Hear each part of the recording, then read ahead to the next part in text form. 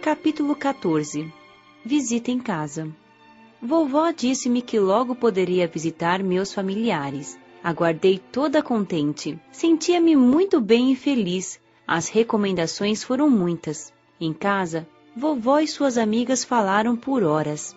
Patrícia, você em sua casa deve ficar alegre o tempo todo. Lembre-se de que o lar é onde existe amor. O carinho de vocês não acabou. Continua o lar terreno sendo seu. Só que não é para ir morar mais lá. Mesmo que sente vontade de ficar, não deve. Irá somente visitá-los. É aqui o seu lugar. Amamos você e a queremos aqui. Tudo o que se espera chega, e assim veio o dia tão esperado de visitar meus familiares. Acompanhariam-me Arthur, Maurício, Frederico e vovó. Não pude deixar de pensar se não seriam muitas pessoas para ir comigo a uma simples visita. Maurício, como sempre, lendo meus pensamentos, esclareceu. Sua avó vai porque quer prazerosamente acompanhar na visita. Eu, porque sou responsável por você. Arthur e Frederico vão porque querem estar com você desfrutando dessa alegria. Não vai me recomendar nada? Indaguei. Não. Riu. Não acha que já escutou demais? E com tantos acompanhantes, não duvido que seja você a nos orientar. Rimos, mas estava ansiosa. Caminhamos para um dos portões. Arthur, perguntei, todos os moradores e hóspedes podem visitar seus familiares? Não, são poucos os que podem usufruir deste prazer. Tudo isso por falta de preparo e entendimento, tanto dos encarnados quanto dos desencarnados. Os desencarnados que moram na colônia são os que já trabalham, são úteis. Os que são hóspedes são os que estão em adaptação. Portanto, para visitar a Terra, necessitam estar aptos, conscientes da desencarnação e dos problemas dos familiares. Têm de ter total conhecimento que estão só a visitá-los. Essas visitas também têm de ser para os encarnados já conformados, sem o perigo de eles segurarem o desencarnado. Não podem usufruir destas visitas se tiverem uma leve perturbação. Muitos querem, poucos podem. A colônia São Sebastião tem 3 portões, são grandes. Há neles 3 aberturas para os aeróbos passarem. Abre-se o portão inteiro, ou uma abertura de tamanho médio e uma porta. São controlados por aparelhos que os encarnados não têm ainda conhecimento. Esses aparelhos medem a vibração de quem passa por eles. Também há trabalhadores que guardam os portões. As colônias não são idênticas, não são todas iguais, porém todas têm as mesmas bases, já que seus objetivos são os mesmos: servir de moradia provisória a desencarnados. Na colônia São Sebastião, os portais ou portões são muito bonitos, dourado clarinhos, com lindos desenhos em relevo, principalmente de flores. A porta foi aberta e passamos. Vi os muros. Toda a colônia cercada ou murada. Essas expressões ou nomes dados não alteram. Ela é cercada por uma energia, força magnética, e só é possível entrar e sair pelos portões. Esse muro ou parede que a cerca é do mesmo material de que é feita toda a colônia. Sendo assim, são poucos os desencarnados que conseguem atravessar essa muralha. Também há essa energia magnética que impede de entrar desencarnados que não podem ir à colônia, geralmente irmãos enraizados no mal e com intenções mesquinhas. É bonita a muralha. Cheguei perto, toquei-a, mas quando olhei para cima não vi seu final. Ela é constituída até certa altura, depois só fica a energia magnética, que envolve toda a colônia. Para que se possa ver a colônia, necessita-se vibrar igual. Sendo assim, muitos espíritos ignorantes e maus não a encontram, não conseguem vê-la. Meus 3 acompanhantes ficaram observando-me enquanto olhava tudo curiosa. Arthur, indaguei, sempre tive a curiosidade de saber o que aconteceria se um avião passasse por aqui. A colônia fica longe do espaço onde passam aviões. Está bem mais alta, mas alguns postos de socorro estão localizados no espaço onde eles podem passar.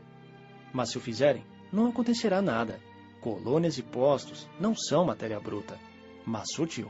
E os foguetes, as naves espaciais? Não nos causam danos. Mas as colônias não são imóveis e podem, pela força mental dos que as sustentam, mudar de lugar se houver necessidade. Vamos! Falou Frederico sorrindo.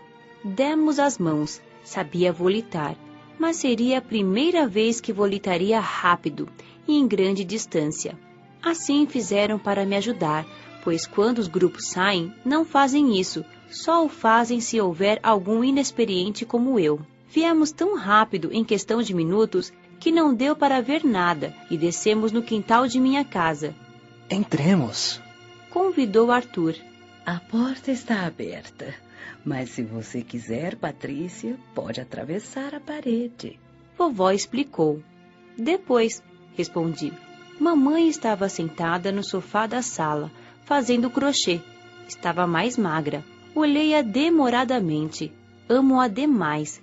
Fiquei parada na sua frente. Vovó falou carinhosamente. Venha, abrace-a, beije-a. Aproximei-me de mansinho. Beijei sua mão, seu rosto. Tendo consciência que se é desencarnado, notamos muitas diferenças ao nos aproximarmos de um encarnado. Assim, quando fui pegar nas mãos de mamãe, as minhas atravessaram as dela. Beijei seu rosto devagar. Emocionei-me. Sempre dei valor a tudo que tínhamos, mas sem exagero. Sempre fui grata a tudo que tive e cuidei, dando valor a cada objeto. Ao ver a casa, meu lar, como sempre, dei graças ao Pai. Sempre considerei ter mais do que merecia. Senti vontade de chorar ali na frente de minha mãe, mas me esforcei, levantei-me, refugiei-me nos braços de vovó. Agora, Arthur disse animando-me. Vamos ver Carla. Depois iremos ao sítio para que veja seu pai e seu irmão. Você vai volitar ao nosso lado.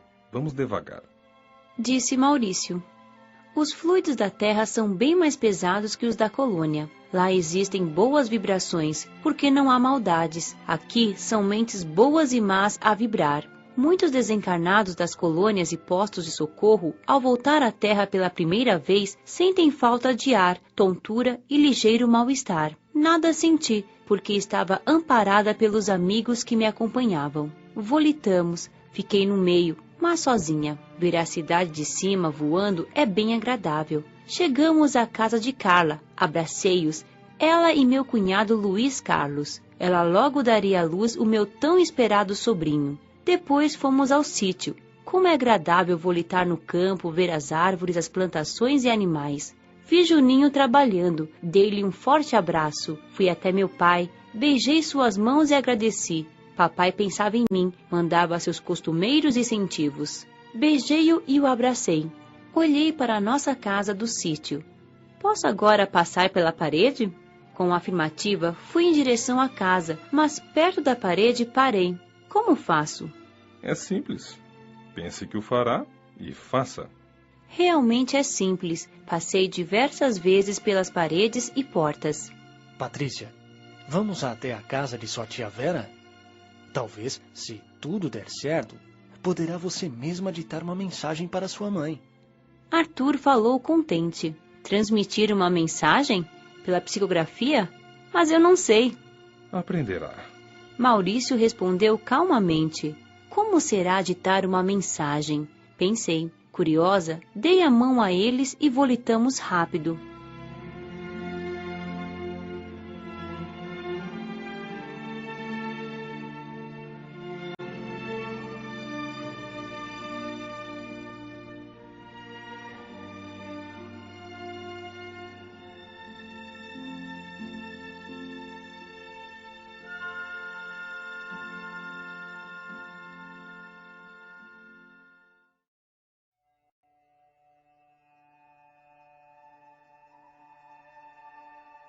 Capítulo 15. Psicografia. Entramos na casa de tia Vera, que estava psicografando. Antônio Carlos ditava e ela escrevia descontraída e feliz. Veja como é. Faça como ele. Tudo é muito simples. Disse Maurício. Minha tia estava sentada à escrivaninha e Antônio Carlos sentado ao lado. Ditava o que lia em um de seus cadernos. Ele fixava seu pensamento na mente dela. Observamo-los por minutos. Ele parou e disse à minha tia. Surpresa! Patrícia está aqui e irá ditar mensagem a seus pais. Titia realmente se surpreendeu e se concentrou. Pensou em mim. Aproximei-me, ela me sentiu. Este sentiu significa ver pela percepção. Sorriu contente. Como você está bonita. Patrícia, sinta-se à vontade. Vamos escrever? Aproximei-me mais e a abracei. Ditei devagar e titia foi escrevendo. Foi um bilhete. Mandei abraços, agradeci, dei notícias minhas. Pedi que não se privassem de nada por mim.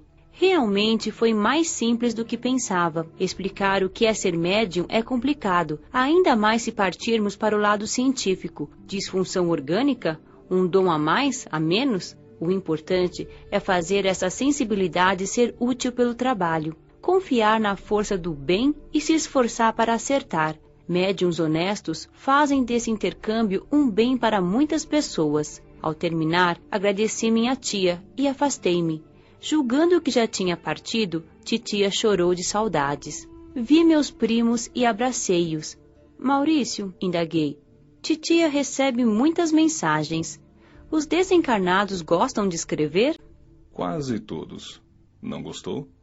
Não é agradável dar notícias aos familiares? Não conheço ninguém na colônia, a não ser vovó, que escreva aos seus. Psicografia não é um fato tão normal assim. São muitos os médiums que poderiam trabalhar, mas só pequena parte o faz. Isso diminui os canais de intercâmbio. Depois, são poucos os encarnados que desejam receber notícias. A maioria não crê nessa possibilidade. Mensagens, como todas as graças, não devem ser ofertadas, mas pedidas. Agora, passaremos novamente em sua casa, para que veja sua mãe e depois voltaremos à colônia. Arthur disse, pegando minha mão. Beijei mamãe de novo. Pedi a ela para ficar alegre. O telefone tocou. Era minha tia contando-lhe a novidade. Você a viu? Indagou mamãe emocionada. Está bonita? Bem, graças a Deus. Desligou o telefone, olhou para o quadro de Jesus, que enfeita a parede de nossa sala. Orou comovida, agradeceu e com lágrimas nos olhos rogou. Jesus, muito obrigada. Cuida sempre dela para mim, por favor. Ah, Jesus, cuida deles, por favor, completei com fervor. Voltamos à colônia. Volitamos até o portão, que foi aberto e entramos. Estava calada. Vê-los diminuiu minha saudade. Sabia que eles sofriam, mas estavam fazendo até o impossível para que eu tivesse a tranquilidade necessária à minha adaptação. Mamãe era a que mais sentia. Maurício disse carinhosamente. Tudo passa, menina Patrícia. O tempo cura feridas. Mas deixa cicatrizes, respondi. Cicatrizes não doem. Você será sempre lembrada por seus familiares. É amada. O tempo suaviza até a saudade. Maurício finalizou. Agradeço-os por tudo. Disse comovida. Vamos ao teatro? Frederico me convidou. Fomos. Um coral de outra colônia apresentou lindas canções. Distraí-me. Ah, os amigos! O que seria da gente sem eles? Periodicamente, um deles me acompanhava para visitar minha família, até que pude ir sozinha. Ver os familiares é uma alegria indescritível. Frederico explicou-me. Patrícia, você pode fazer essas visitas, porque não se perturba com elas. Porém, a maioria dos que desencarnam espera muito tempo por isso. O desencarnado necessita ter entendimento, ter aceitado a desencarnação e os familiares precisam estar conformados. Muitas vezes o desencarnado pode ter vontade de ficar e às vezes fica, principalmente se encontra o lar terreno com muitos problemas ou quando os encarnados o chamam pedindo ajuda. Os orientadores daqui têm de analisar todos esses problemas antes de dar autorização para a visita aos entes queridos, porque, em muitos casos, pode ser prejudicial ao visitante. Sempre escrevi cartas, mensagens à minha família, contando a eles o que via e sentia. Assim, eles acompanhavam meu progresso e a saudade suavizava. Quando não podia ir ditar, um de meus amigos o fazia por mim. Antônio Carlos, que sempre me incentivara a fazer as mensagens, um dia esclareceu-me. Patrícia, Essas mensagens também não são privilégio. Isso pode acontecer por 2 fatores. Por merecimento dos seus pais e para você já iniciar, fazer um treino. Treino? Por que se espanta? Sua tia sempre lia seus pensamentos. O intercâmbio é fácil entre vocês duas. Treino, sim. Certamente mais tarde irá querer ditar aos irmãos encarnados tudo o que vê e aprende aqui. Escrever livros? Ri gostosamente, e Antônio Carlos também. Por que não? Não sou escritora. Aprenderá a ser. Não pensei mais nisso, mas continuava com as mensagens. Elas eram presentes, bálsamo à saudade dos meus. Via sempre pelo aparelho de televisão meus familiares. Apenas minutos por dia, porque temos que educar nossa vontade, senão poderemos querer vê-los a todo momento. Poderia, entretanto, escolher horário para vê-los. Sempre o fazia à tarde ou à noite. Orava antes, via-os, desligava e voltava a orar, sempre me esforçando para estar tranquila. Era uma exceção ter esse aparelho. Foi Arthur quem me deu. É raro alguém ter um aparelho desse tipo. Foi possível porque Arthur, espírito simples, mas com vastíssimos anos de trabalho útil, recebera de presente pelo muito que fez à colônia. Mas há, em vários prédios da colônia, salas com essas televisões. Na escola e no hospital, os desencarnados podem receber autorização para ver seus familiares, principalmente no hospital, onde os doentes em recuperação se preocupam com a família, desejam saber como eles estão. Antes de ser atendido, cada pedido é examinado. Se os instrutores acharem que será útil, podem os interessados fazer uso desse recurso tão gratificante. É necessário que haja esse processo, porque muitos desencarnados, ao verem os familiares, mesmo que seja pela televisão, choram desesperados, piorando sua situação. Cada caso é um caso. Se o desencarnado está melhor e tendo conhecimento dessa possibilidade, se quer dela utilizar, faz o pedido e os orientadores analisam se ele vai poder ou não fazer uso desse maravilhoso aparelho. Assim mesmo, pode acontecer de não dar certo. Mas se há permissão, vão com os orientadores à sala própria. Para muitos representa bênção, alegria saber dos seus, vê-los. Para outros, nem sempre, porque ver os familiares com problemas sofrendo não é agradável. A maioria dos moradores daqui gosta de usar desse recurso, e os que trabalham pagam por isso. Considero justo, pois é uma forma de incentivar o trabalho e premiar o trabalhador. Arthur, indaguei. Recebi muitos presentes, até de bônus hora. Por que isso é possível? Presentear é tão agradável. Certamente temos a liberdade de usar os nossos bônus para presentear, mas tomamos cuidado para não incentivar a preguiça, a inércia em que presenteamos. Os recém-chegados aqui, amigos e parentes, gostam de agradá-los e também incentivá-los a serem úteis. Você me deu a televisão. Foi um presente tão agradável ao meu coração.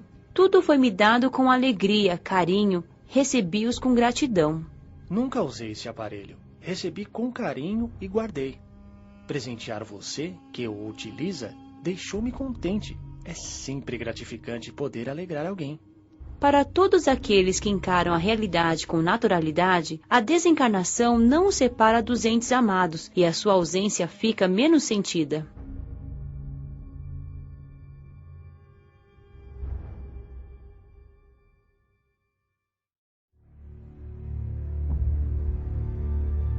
Capítulo 16. Uns vêm, outros vão. Dedicava-me cada vez mais ao trabalho na escola. Todas em casa trabalhavam. Como os turnos eram em horários diferentes, em raros momentos estávamos juntas. Estava gostando muito da escola. Dona Dirce era encantadora, gentil, sempre pronta a nos esclarecer e tirar qualquer dúvida. Ela usa sempre um conjunto de saia e casaco cinza claro. É elegante, extremamente simpática. Um dia, ao observá-la, esclareceu-me bondosamente. Quando encarnada, gostava muito de um traje parecido com este.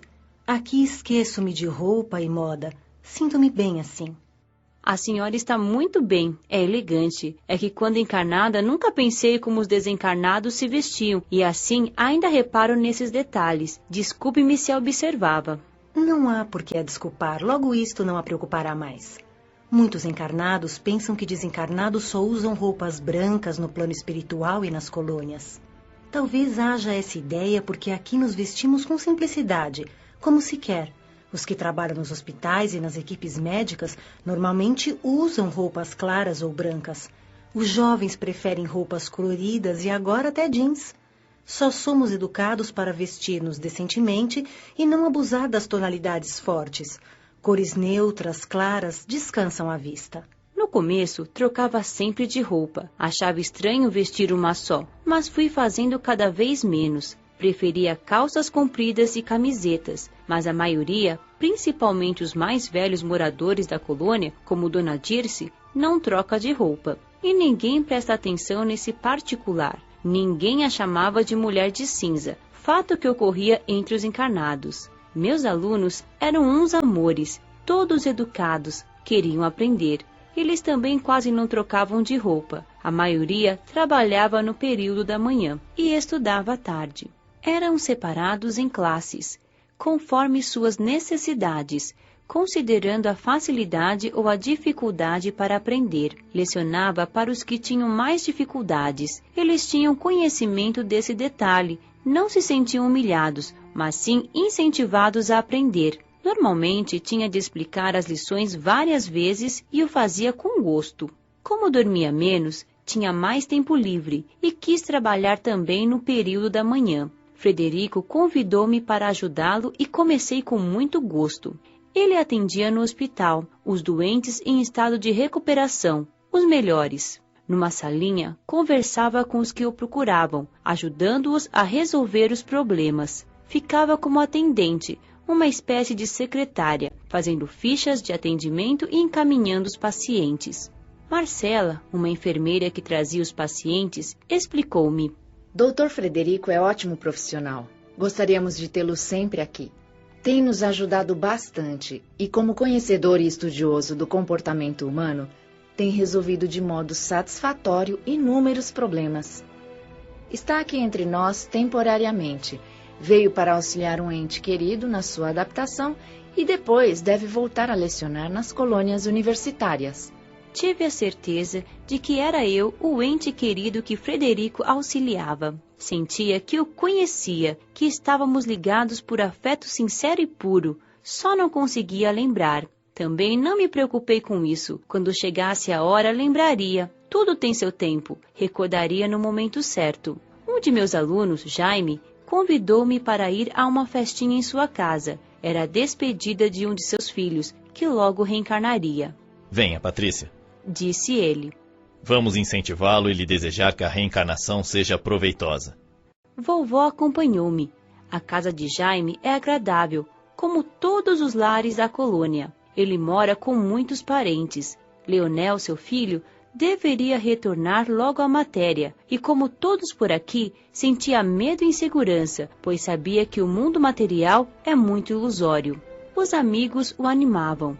Jaime leu o texto do Evangelho de João, capítulo 3, versículo 1 a 12, em que Jesus explica a Nicodemos a necessidade de renascer. Depois, oramos em conjunto. Leonel agradeceu comovido. Foi uma reunião agradável, em que o neto de Jaime tocou violão e cantou lindas canções. É estranho fazer festa para um espírito que vai reencarnar, comentei com vovó. Nem tanto assim. Os amigos se despedem, animando Leonel. Isto é a vida. Infelizmente, não são todos que vão reencarnar que recebem esse carinho. Despedimo-nos de Leonel. Desejei de todo o coração êxito na encarnação, que lhe seria uma bênção para progredir. Luísa, uma das moradoras de nossa casa, estava aflita esperando a desencarnação de seu pai. Quando lhe avisaram que se aproximava a hora, ela pôde visitá-lo para ajudar. Desligou-o da matéria e o levou para um posto de socorro. Ela sabia que ele não tinha conhecimentos nem merecimentos para estar bem e tranquilo. Triste, comentou. Sou grata a Deus por ter podido tirá-lo do corpo morto e levá-lo para um socorro. Agora dependerá dele ficar lá ou não.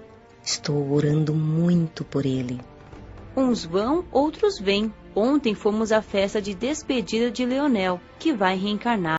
Hoje é seu pai que desencarna, exclamei pensativa. Meu sobrinho estava para nascer, a expectativa era grande, e no tempo previsto, aquele espírito querido de todos nós nasceu na matéria. Pertence ao nosso grupo familiar e antes de reencarnar, ele já sabia que a família passaria por este período difícil. Encantou a todos, principalmente minha mãe. Rafael chorava, só quietava nos braços da avó, chamando assim minha mãe para a realidade da vida. Uns vão, outros vêm.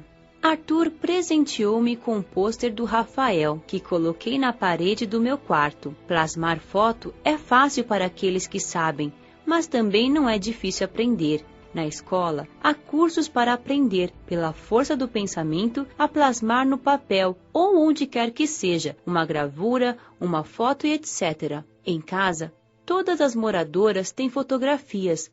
Vovó tem as paredes de seu quarto cheias de fotos, dos filhos, netos e bisnetos. Arthur prometeu-me que todo mês traria uma foto do Rafael, para que pudesse acompanhar seu crescimento. 15 dias após o nascimento de Rafael, pude visitá-lo. Maurício e vovó acompanharam-me. Vi meu pai, meu irmão e fiquei contente por ter encontrado mamãe melhor. Volitei tranquilamente entre os encarnados. Atravessei portas e paredes. Emocionei-me ao ver meu sobrinho. Tão lindo! Estava acordado e quietinho em seu berço. Aproximei-me e o abracei. Ele sentiu meus fluidos e sorriu. Fiquei tão feliz. Desejei muito ser tia. Vê-lo encheu-me de orgulho. Ser tia é maravilhoso.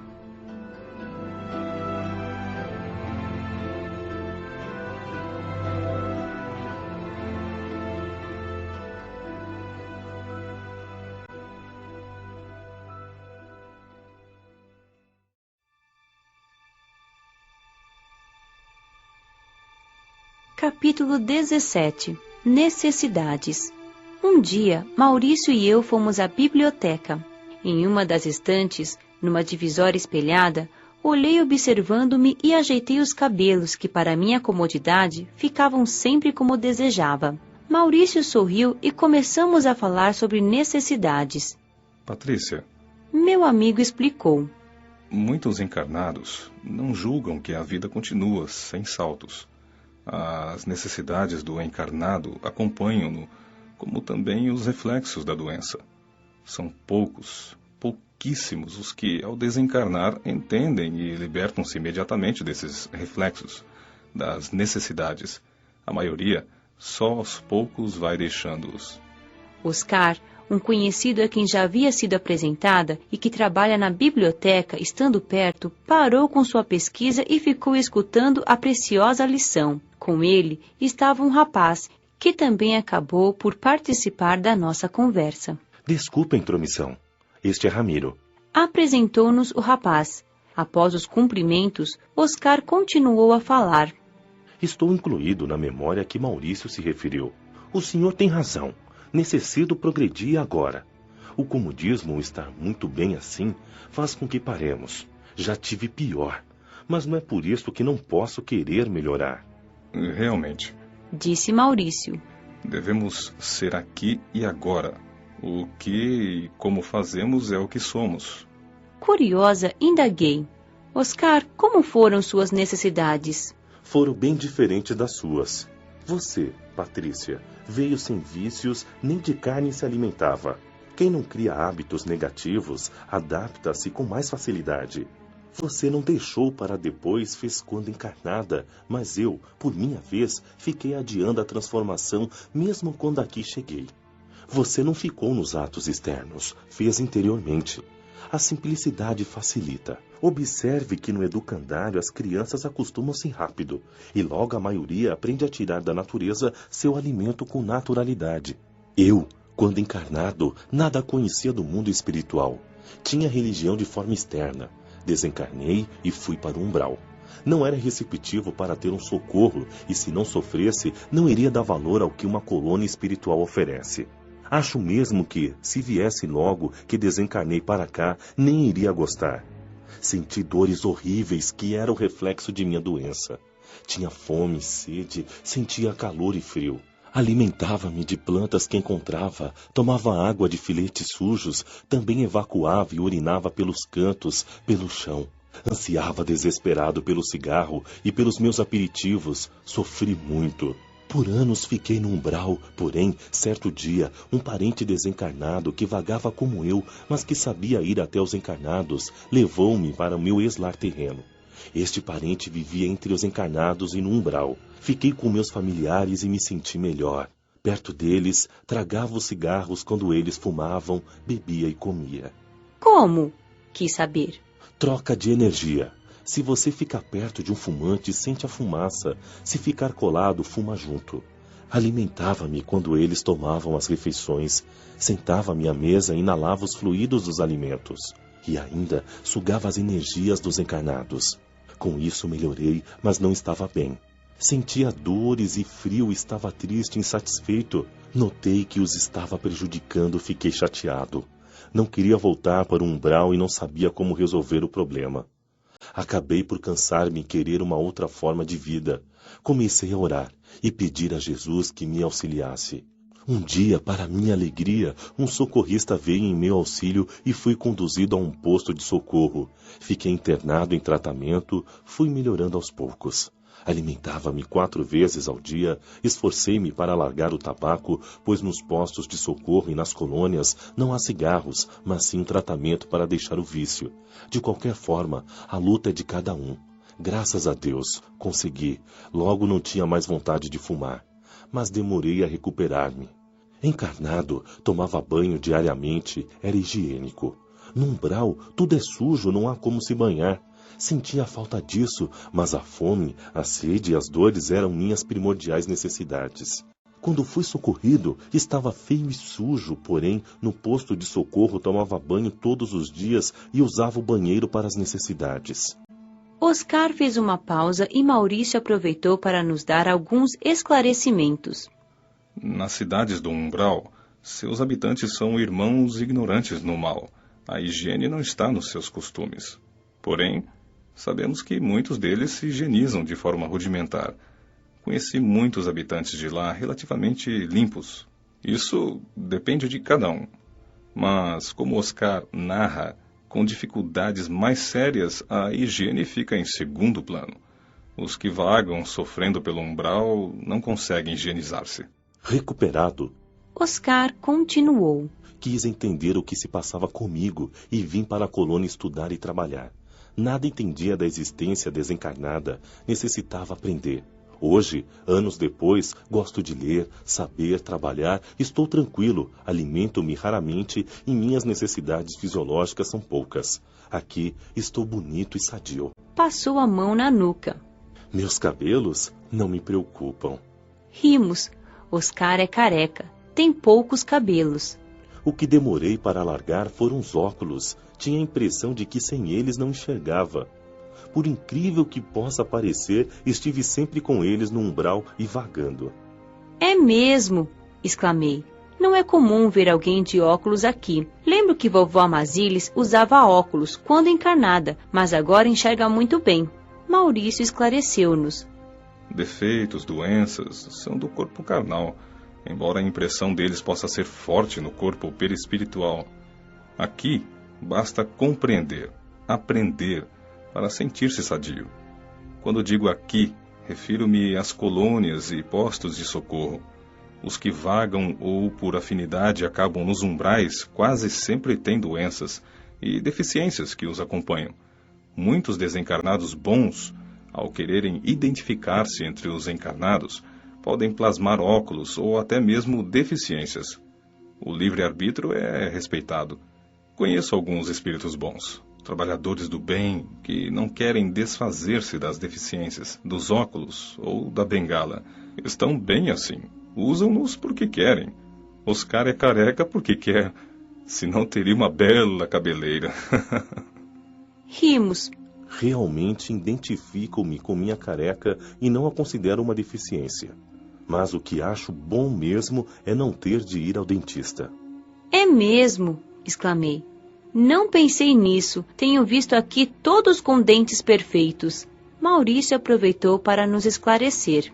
Patrícia, todos aqui na colônia podem ter dentes perfeitos. Ao se recuperar de doenças, refaz-se também a dentição, que não estraga mais. Nada de cáries.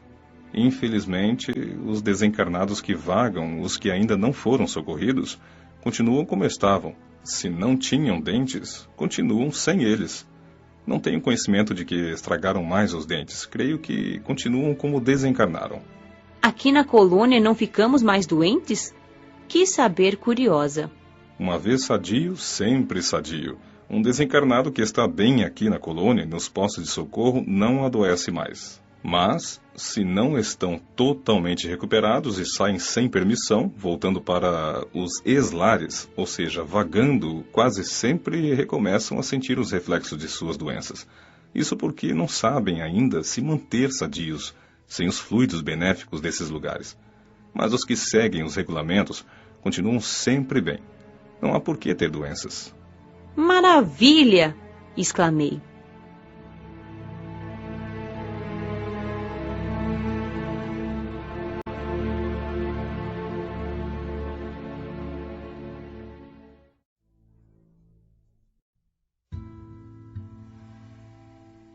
Capítulo 18. A história de Ramiro. Ramiro nos escutava com atenção. Então lhe perguntei: E você, Ramiro, não quer falar um pouco de si? Escutar amigos é obter informações. Até pouco tempo envergonhava-me de falar da minha vida encarnada e de minha desencarnação. Depois, aprendi que todos nós temos nossas histórias e que aqui na colônia não há críticas, e sim ajudas. Tem razão, Patrícia. Escutar amigos é receber preciosas lições. Minha desencarnação foi bem triste. Por que a maioria das desencarnações é triste? Fez-se silêncio de minutos. Realmente, pensei, de quase todos aqui, escutei, minha desencarnação foi triste ou sofri muito na minha desencarnação. Foi Maurício quem respondeu.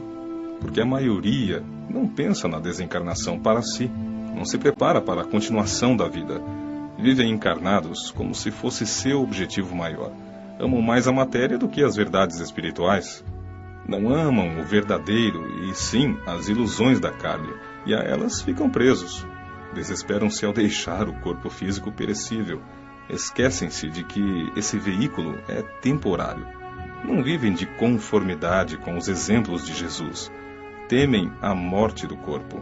Assim sendo, a desencarnação é triste e dolorida.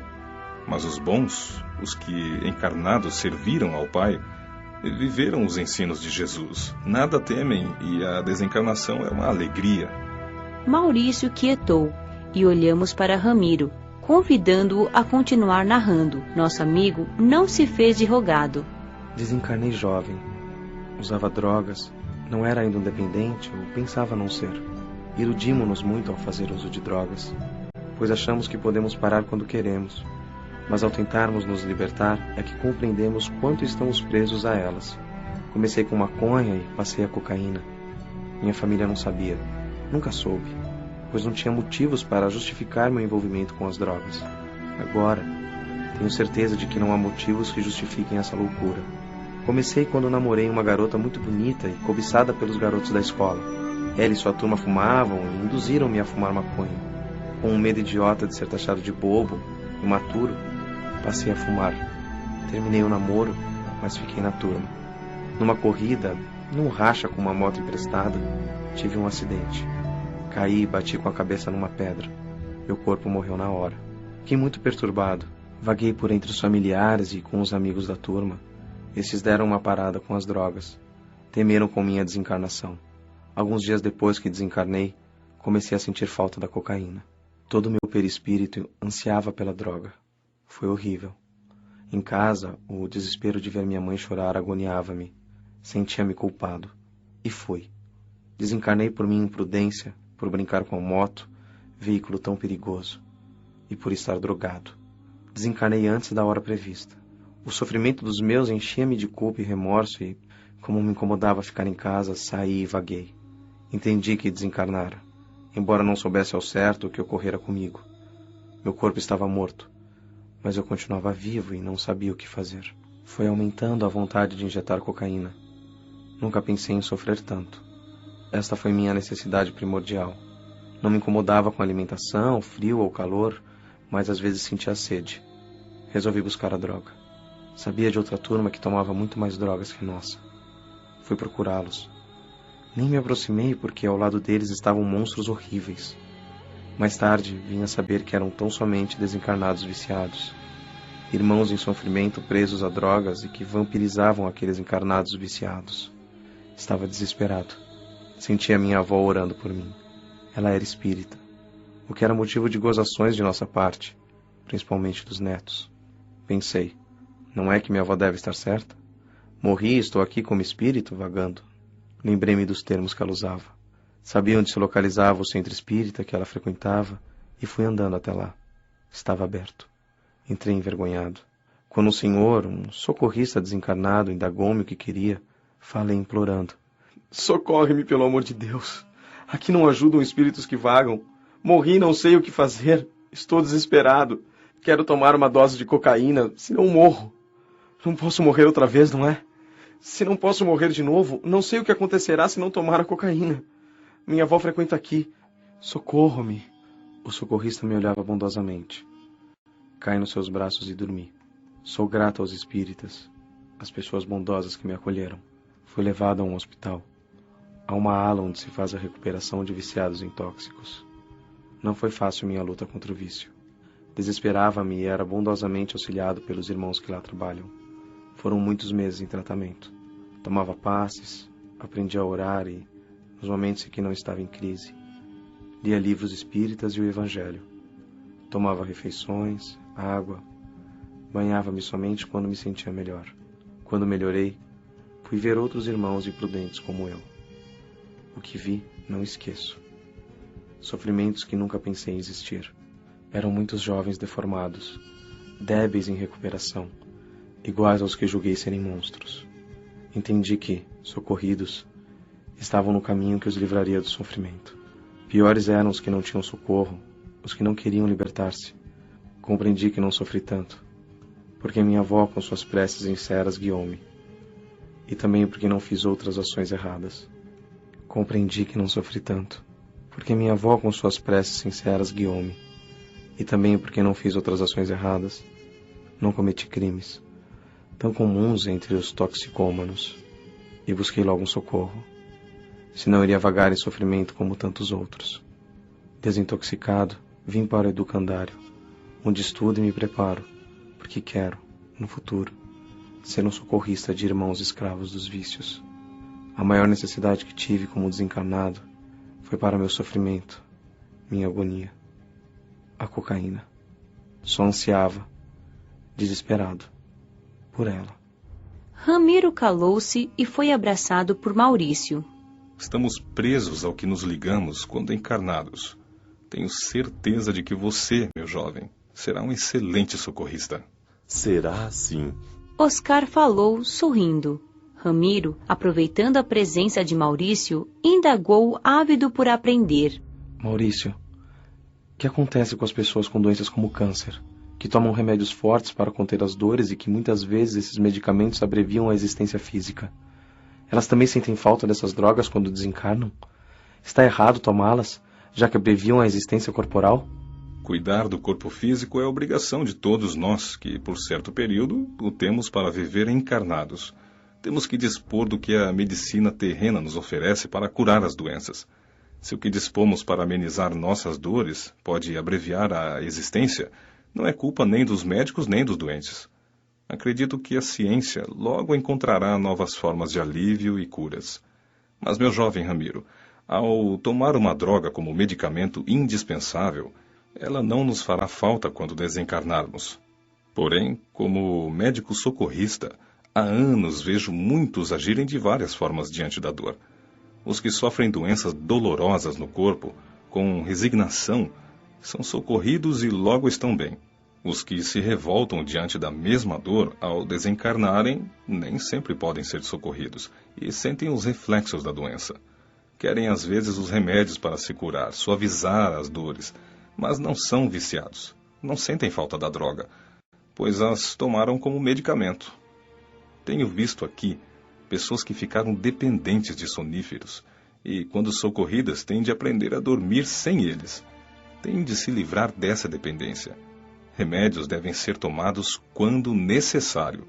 E nos casos de câncer, doença que normalmente provoca dores terríveis, mesmo se acontecer de eles abreviarem a existência, é certo tomá-los. É o que a medicina dispõe como tratamento. O uso é permitido, o mau uso é que é condenado. Quietamo-nos, por momentos, achando que podia nos elucidar mais. Bondosamente Maurício completou. Podemos dizer que os habitantes da Terra, encarnados ou desencarnados, são de dois modos. Há os que, por esforço, tornam-se autossuficientes ou servos úteis, e há os necessitados, embora entre os dois haja os aspirantes, os que querem aprender a ser úteis. A faixa dos primeiros, infelizmente, é pequena. Basta observar nos centros espíritas. Os que vão para ajudar são poucos, e grande parte é necessitada porque quer. Tendo oportunidade, eles não desejam passar de necessitados a autossuficientes. Essas necessidades acarretam sofrimentos, como aconteceu com Oscar e Ramiro, e também com tantos outros. Ser ou não ser.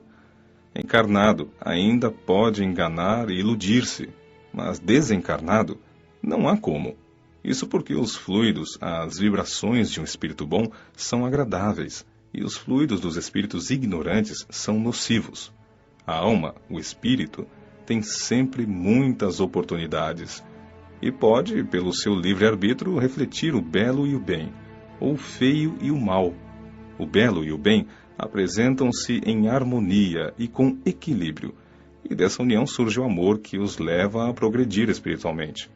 O feio apresenta-se na turbulência da ignorância, gerando o ódio, a inveja, os desejos insaciáveis, o egoísmo, que é a maior chaga perturbadora, o luxo e a luxúria, tornando o homem um verdadeiro vulcão de conflitos interiores, tornando a vida humana um inferno, seja encarnada ou desencarnada. Devemos compreender sem ilusão o que realmente somos, e não o que pensamos ser, e com coragem realizar nossa transformação, ser agora no presente. O futuro é uma consequência vivida do presente, e não fruto de aspirações de uma mente ociosa, que deixa sempre essa transformação para depois. É nossa obrigação passar de necessitado a útil. Oscar, Ramiro e eu agradecemos comovidos a Maurício pela bela lição. Prometi a mim mesma não ter mais necessidades, não somente as que se refletem do corpo físico, como a de alimentação, a de dormir, mas as principais. Não ser pedinte de graças, não querer que outras pessoas façam o que posso fazer e também aprender a ser útil e a servir.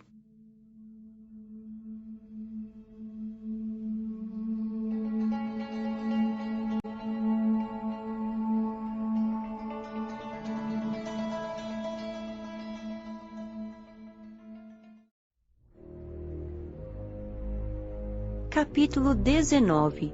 Túmulo. Estava realmente querendo aprender, curiosa e interessada. Indagava sempre aos meus amigos e orientadores as dúvidas que iam surgindo. Gostava cada vez mais da vida espiritual. Sentia que minha encarnação fora um período de viagem e que agora retornava ao meu verdadeiro lar. Foi com muita alegria que aceitei o convite de Arthur para assistir a uma reunião espírita no centro que minha família frequenta. Fomos bem antes da hora do início. Visitei meus familiares, alguns tios e várias amigas. Como ainda tínhamos tempo, Arthur convidou-me. Não quer ir ao cemitério e ver onde seu corpo está enterrado? Estranho pensar que meu corpo está enterrado. Não sinto assim. Ainda bem. Nosso corpo de carne é uma vestimenta querida. Você respeitou, cuidou bem dele, mas ele é perecível. Não se esqueceu disso. Vive bem sem ele. A maioria sofre muito sua perda.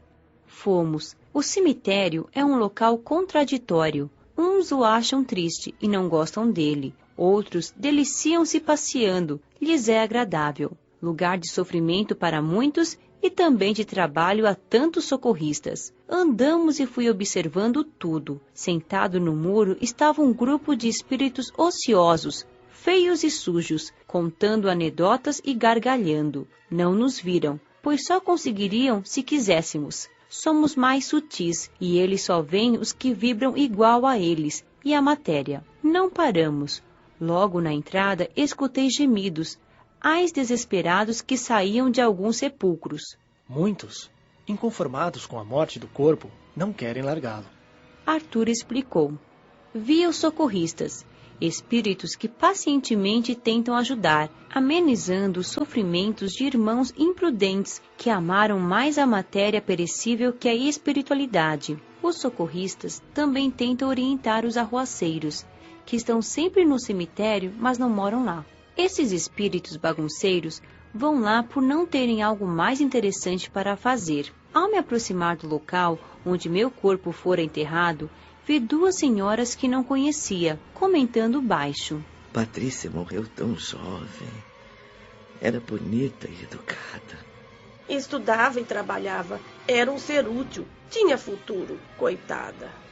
Oravam com sinceridade por mim. Elas não sabem que têm um presente e um futuro lindos, comentei. O não entendimento da continuação da vida leva muitas pessoas a terem pena de quem desencarna. A desencarnação, para os bons, é paz e alegria. Para os maus e ociosos, é o começo de sua colheita. Fiquei grata às duas senhoras, orei por elas agradecendo-as, envolvi-as em fluidos de paz. Arthur me esclareceu. A prece, muitas vezes, não atinge a quem se pretende beneficiar, mas, indiscutivelmente, beneficia quem ora. Andamos mais uns metros em silêncio, quando Arthur parou e mostrou-me. É aqui. Olhei analisando. É um túmulo simples, bem a gosto dos meus familiares. Sinceramente, nada senti. Li devagar os dizeres que meu pai sabiamente ali colocou. Aqui jazem os restos mortais do corpo físico que Patrícia usou para viver e manifestar-se em nosso meio. Saudades. Fiquei por minutos a olhá-lo e a meditar. Sabia de antemão que meu espírito sobreviveria à morte do corpo, porém agora compreendia o que Jesus falou: deixai os mortos enterrarem seus mortos. Além da morte física, muitos estavam mortos espiritualmente. Olhei em volta e vi espíritos que, além de terem perdido o corpo físico, continuavam cegos, surdos e mudos para a vivência na unidade com Deus. Enfim, mortos para a verdade eterna. Observando melhor, vi que não havia diferença substancial entre o encarnado avesso ao espírito e o desencarnado esquecido de sua semelhança com Deus. Os fluidos, tanto de um como de outro, eram apagados, feios, até cheiravam mal, como encarnados que vibram mal e não fazem sua higiene corporal. Vamos, Patrícia. Arthur me chamou. Sim, foi um alívio sair do cemitério, pois não gostava de visitá-lo, quando encarnada nem desencarnada. Fomos ao centro espírita. Encantei-me ao ver que, junto com a construção material, existe a construção de energia mental que os desencarnados não podem atravessar. Por isso, muitos desencarnados julgam-se presos em alguns centros espíritas. Mas, se lá ficam, é para esperar a hora certa para receber orientação ou ajuda para seus males. O centro espírita é simples, conhecia-o bem. A construção mental que somente os espíritos veem é bem grande. É um posto de socorro onde atendem desencarnados enfermos. Possui um pátio para os encarnados e para nós um jardim. Tudo muito limpo e confortável. Os trabalhadores cumprimentaram-me sorrindo, como se me conhecessem. De fato a conhecem. Arthur esclareceu-me. Você frequentava o centro espírita encarnada. Tantas vezes orou pelos irmãos infelizes. Respondi timidamente aos cumprimentos e agradeci o carinho. Patrícia, disse Arthur, tenho trabalho a fazer. Você ficará aqui com Tião e Lourenço. Quando começarem os trabalhos, mandarei buscá-la. O aqui que Arthur se referiu é a frente do centro, Para os encarnados, há um portão, um corredor e uma porta. Para nós, após o portão, existe um corredor mais estreito e uma saleta onde está a recepção, local onde são atendidos desencarnados que ali buscam socorro e orientação. Em seguida, são atendidos e encaminhados aos trabalhos e à ajuda necessária. Do mesmo modo que vão os encarnados em busca de ajuda, vão também muitos desencarnados. Curiosa, fiquei observando tudo, e começaram a chegar os que pediam auxílio. Muitos vinham acompanhando os encarnados. Uma senhora veio pedir pelo filho, também desencarnado, que vagava pelo umbral. Um senhor queria ajuda para a filha encarnada, que se achava em crise conjugal por influência de um desencarnado perturbado. Tião e Lourenço anotavam os pedidos, depois os orientadores estudavam, procurando atendê-los no que fosse possível. Um senhor idoso aproximou-se, andava com dificuldade e queixou-se. Vinha aqui pedir orientação ao seu Zé. Há tempo estou doente e pioro a cada dia. De uns tempos para cá, todos parecem ignorar-me. Não me dão atenção, nem remédios. Não conversam comigo. Não lhes fiz nada. Como sei que seu Zé ajuda a muitos, venho pedir-lhe ajuda. Posso falar com ele? Falava mole, olhando para os lados, e de repente encarou-me. Valha-me Deus! Gritou. A filha morta do seu Zé! Uma assombração! Acudam-me! Corri e me escondi atrás de Tião. Não sabia o que fazer. Lourenço aproximou-se dele, acalmou-o com passes, e outros trabalhadores vieram e levaram-no para o interior do centro. Logo mais receberá a orientação por meio de uma incorporação. Lourenço disse sorrindo. Tem um jeito de assombração? Indaguei, rindo para meus amigos. Que susto o coitado levou. Não queria assustá-lo e nem quero fazer isso com ninguém.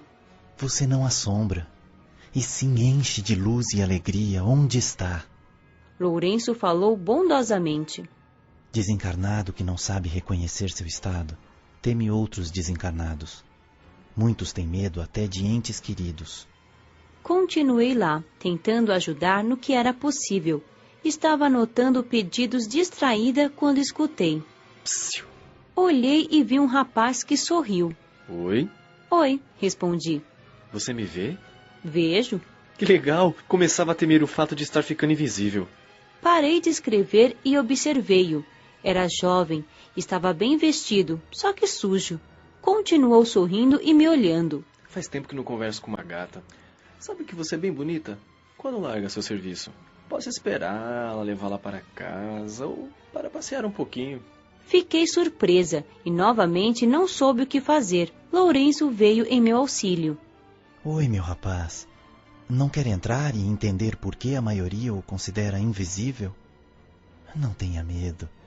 Venha, precisa conversar.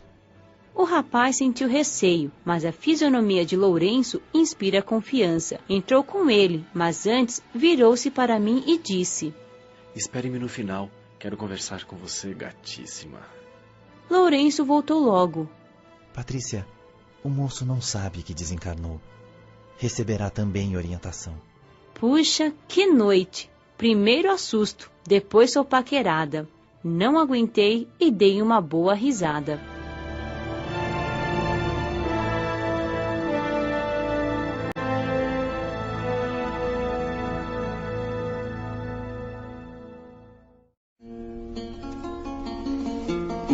Capítulo 20. No Centro Espírita. Quando estava para começar a reunião, Maurício veio buscar-me e fomos para o salão. Ficamos na parte direita de quem entra e sentamos. Esse espaço é reservado a visitantes desencarnados. Sentamo-nos em cadeira plasmada, acima do solo material, e não nas cadeiras dos encarnados. Conhecia todos os encarnados presentes. Foi prazeroso vê-los. Fiz a eles uma prece de gratidão, pelo muito que oraram por mim. Havia muitos desencarnados, trabalhadores, visitantes como eu, e os que iam ser orientados e socorridos. Estes últimos formavam filas que os trabalhadores do centro organizavam para que tudo saísse a contento. Vi um moço que conversou comigo na fila. Observava-me fixamente. Ao olhá-lo, ele sorriu e acenou a mão. Maurício, vendo meu constrangimento, sorriu. De novo, não soube o que fazer. E porque o moço continuava, também acenei um tchauzinho. Ele ficou contente e então acomodei-me atrás de Maurício para que não me visse mais. Um encarnado apresentou-se acompanhado de um desencarnado visivelmente atuado e fazia perguntas sobre um assunto que o afligia. Para nós, desencarnados, aquele senhor possuía mediunidade. Todos os médiuns têm de frequentar um centro espírita? Todos nós somos livres para decidir o que queremos. Temos o nosso livre-arbítrio. Frequentam o centro espírita os que assim desejam e só trabalham com a mediunidade os que querem ser úteis. O sensitivo precisa da assistência, da presença de amigos desencarnados. Essa é a razão de os médiuns normalmente precisarem frequentar um centro espírita. Esses amigos desencarnados são espíritos bons que nos ajudam na vida cotidiana. Eles vão aconselhar e evitar que zombeteiros e espíritos necessitados possam perturbar o sensitivo. Para que haja a ajuda, esses desencarnados, que são espíritos que querem crescer e trabalhar no bem, condicionam a companhia deles a esses trabalhos. Se esse médium não participa de um grupo, os desencarnados vão continuar participando e ajudando. Não vão parar só porque o encarnado não quer trabalhar. Só que não vão ajudá-lo. Os espíritos dispõem-se a auxiliar o médium, mas lhe querem como companheiro, que trabalhem e cresçam juntos. Nos trabalhos de um centro espírita, ambos aprendem e evoluem para participarem do socorro a desencarnados e a outros encarnados. O médium, não frequentando um centro espírita e não tendo a companhia de desencarnados bons para ajudá-lo, sofre as consequências de energias nocivas. Ou aprende pelo estudo e pesquisas a livrar-se deles, ou vai trabalhar na companhia dos bons desencarnados, fazendo o bem. Todos nós devemos nos transformar e ajudar na transformação de outros, para que sejam felizes um dia. O médium não é obrigado a ir a um centro espírita. Ele precisa disso para ser ajudado e aprender a ajudar. Para isso, não existe lugar melhor que o centro espírita. Um frequentador do local, um encarnado querendo aprender, indagou a meu pai. Podemos tirar lições de perseguições que desencarnados ignorantes nos fazem? É certo querermos nos livrar deles? Tenho visto muitas pessoas que aqui vêm, resolvem seus problemas e não voltam mais. Papai pensou rápido e respondeu. Muitas pessoas vão aos centros espíritas para pedir ajuda, para livrar-se de seus desafetos, como se fossem a uma loja buscar algo que querem para seu conforto. Outros o procuram achando que estão fazendo favores aos seus laboriosos trabalhadores e querem soluções. Esses encarnados não veem que, se algo está errado com eles, com seu bem-estar, isso acontece pela sua própria imprudência. Agindo em função do seu egoísmo, imaginam que estão sofrendo por erro alheio. Acham que não fizeram mal algum e que Deus não faz mais que a obrigação em atendê-los. Aliviados, esquecem-se completamente do ocorrido e voltam a ser como eram antes. Outros, ao depararem com a pressão maldosa dos desencarnados perturbadores, buscam o socorro. Sim, é certo buscar o socorro. Aliviados, param para pensar. 2 fatos lhes chamam a atenção: o mal-estar interior e o alívio. Compreendem que algo sutil, não visível aos sentidos, age ora prejudicando, ora auxiliando. Baseados nessa compreensão, iniciam sua mudança para melhor. Muitos trabalhadores encarnados de muitos centros espíritas, ao socorrerem um encarnado necessitado, são perseguidos por entidades maléficas que podem investir contra eles. Mas, em vez de se sentirem mártires do bem, benfeitores do semelhante, aproveitam as chicotadas para aprimorar-se. Eu, quando um perturbador não me pressiona, sinto falta, pois a pressão negativa que fazem leva-me a estar sempre vigilante com meus pensamentos e atitudes. Para não sofrer influências de estados inferiores, vou consolidando minhas atitudes no bom uso das coisas de Deus e da natureza.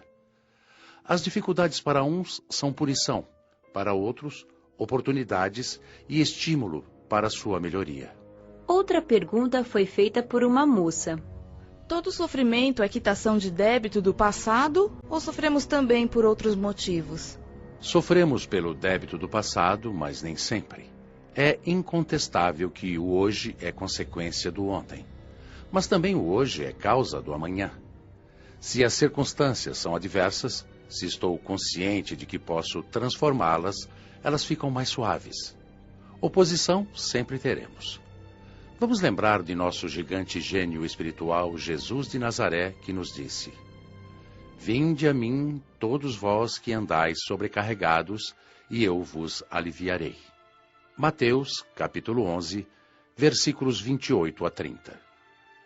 Para o homem insatisfeito com o que Deus lhe deu, toda dificuldade se torna castigo, martírio. Já para quem procura compreender Deus, servi-lo, amá-lo, as dificuldades são oportunidades para superar-se. Vou dar um exemplo bem comum em nosso dia a dia. É natural que uma pessoa que está suja se lave, se purifique. Para muitos, o banho é um sacrifício. Há os que gostam de estar limpos, outros gostam de estar sujos. Para o indivíduo que está acostumado com a limpeza, a sujeira é um castigo. Para outros, tanto faz, pois gostam da imundície. Os que não gostam e estão sujos, incomodam-se. Nossos erros, vícios, são como a sujeira. Para estar limpo, é necessário querer limpar-se. Mas, às vezes, queremos estar limpos, mas não queremos deixar as causas que nos sujam. Essa luta para nos limparmos, muitas vezes, nos traz sofrimentos. É como o alcoólatra, que gosta de beber, mas não gosta da ressaca. Quer que lhe tirem o mal-estar, mas quer continuar bebendo. Assim são muitos os que procuram a casa espírita e querem, pelo passe, eliminar o mal-estar da ressaca, dos seus erros, mas querem continuar no vício. Esse conflito é causa de muitos dos nossos sofrimentos. Após, meu pai leu a parábola dos operários da vinha e explicou. A maioria de nós, em diversas fases da vida, atende ao convite divino para nosso aperfeiçoamento espiritual em início tido como trabalho. Creem, procuram exercitar preceitos e leis divinas. Essas leis aprimoram a convivência dos seres humanos no seu convívio no dia a dia. Aqueles que se voltam para esse aperfeiçoamento são, nos dizeres da parábola, os assalariados.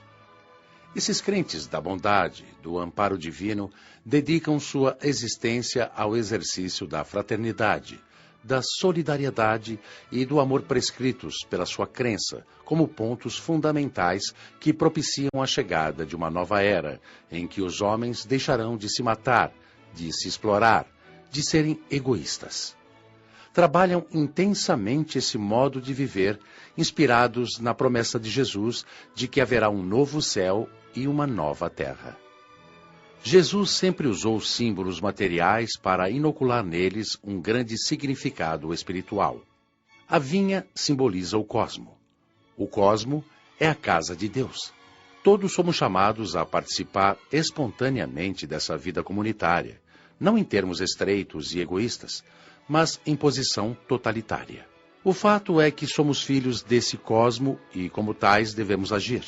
Mas, enquanto a consciência dessa filiação não acontece no interior do indivíduo, nós adiamos por mais ou menos tempo a nossa participação consciente nessa sinfonia universal.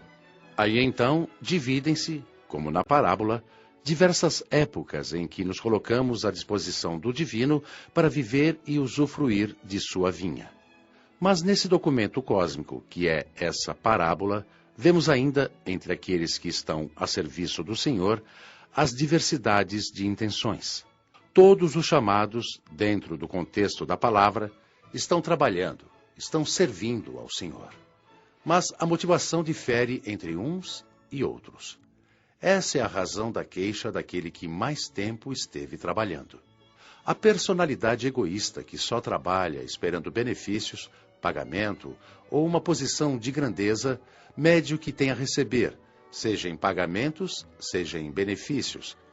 pela extensão dos esforços que despendeu em proveito de seu senhor. Pois esse homem virtuoso ainda não se concebe como herdeiro divino. Esse senhor ainda lhe é algo separado, ainda não faz parte do seu círculo íntimo. Portanto, o pagamento que espera é de acordo com as privações a que se submete da ociosidade, sensações e prazeres. A sua medida ainda está vinculada às comparações que faz com seus semelhantes. Esse homem ainda é escravo do tempo e do espaço, do muito e do pouco, do débito e do crédito. Mesmo exercitando a virtude, ainda não renasceu. Outros, com maior capacidade de compreensão, já não trabalham comparando ou esperando pagamento, seja este em forma de posses, prazeres, seja de prêmios, nem mesmo em função de posições espirituais. Sabem e sentem-se filhos do Senhor. Ora, se são filhos, tudo o que é do Pai lhes pertence. Também tudo o que é deles sempre foi do Pai. Trabalham por prazer, pois para que haja garantia de perfeição numa ação, é necessário que ela seja feita com satisfação. Suas atitudes são perenes, pois cuidam daquilo que lhes pertence. São os escolhidos. Vejam, na parábola, os que chegaram primeiro queriam receber mais do que os outros. Como já dissemos, estão ainda no campo da quantidade e da posição social. Os segundos não se importam com o pagamento, pois tudo o que fazem é por amor, porque têm prazer em trabalhar na vinha do Pai, que é também deles. As duas classes de homens estão trabalhando na vinha, mas diferem bastante uma da outra. É com base nessa diferença que vem a recompensa do Senhor. Aos egoístas, Deus lhes concede como pagamento o sucesso no plano físico e mental, em forma de posses, posições, satisfações físicas e mentais. Aos desprendidos, Deus lhes concede paz, amor, alegria e felicidade imperturbáveis, pois não estão eles ligados nem ao tempo, nem ao espaço, nem ao pouco ou ao muito, mas sim a um estado de ser. São os filhos queridos do Pai, do quais Jesus tanto fala. Os que estavam na praça esperavam ser chamados para trabalhar, mas os ociosos não se apresentaram na praça para a tarefa. Estes são aqueles que não se preocuparam, diante do ciclo evolutivo, em devolver o talento que possuíam em estado embrionário. Não foram mais admitidos porque o ciclo estava no seu final. Terão que recomeçar em outro local ou mundo. Vejam, o Nazareno, há 2000 anos, já nos fez o convite. Está em nossas mãos participar ou não dessa vinha. Em trabalhar esperando o pagamento ou construir aqui e agora um novo céu e uma nova terra. Basta que queiramos. Trabalhemos.